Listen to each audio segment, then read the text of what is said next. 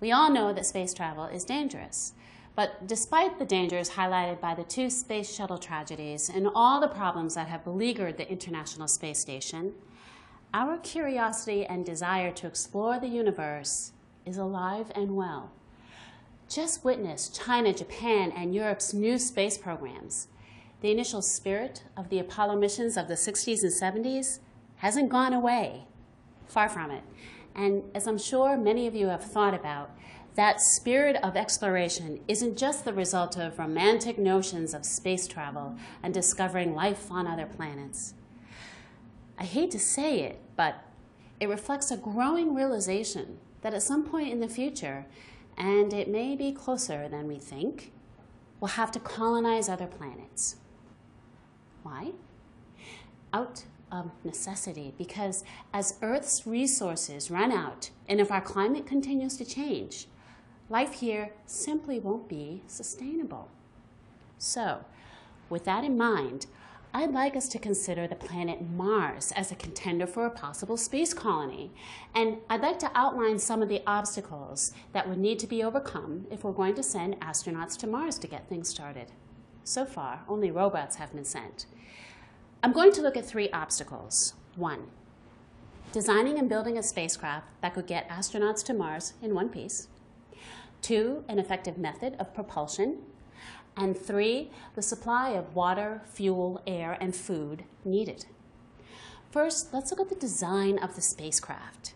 Well, right away, scientists know that a winged aircraft like the space shuttle isn't an option. Why?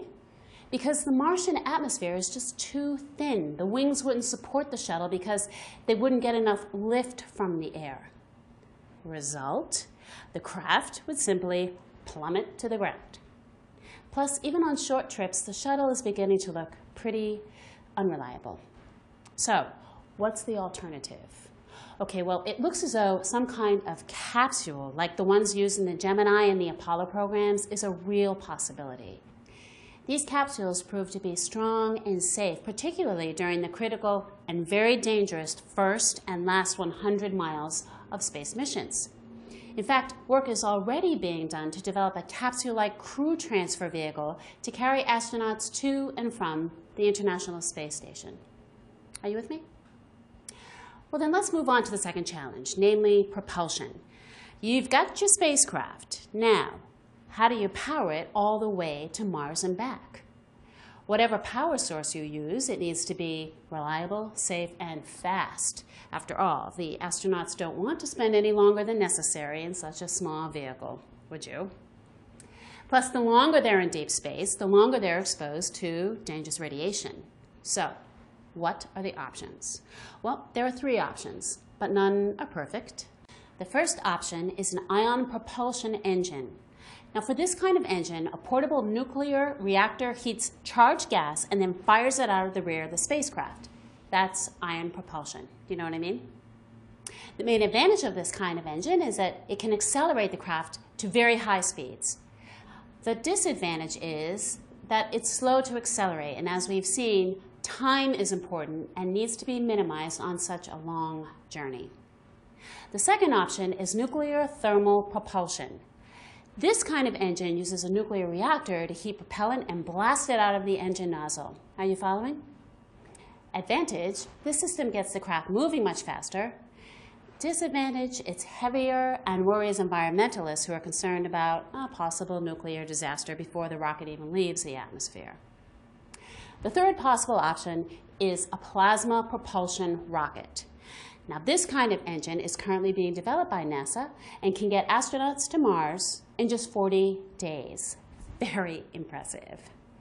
This system uses magnets and gas to produce acceleration. There are no obvious disadvantages, except that it will take several more years to develop.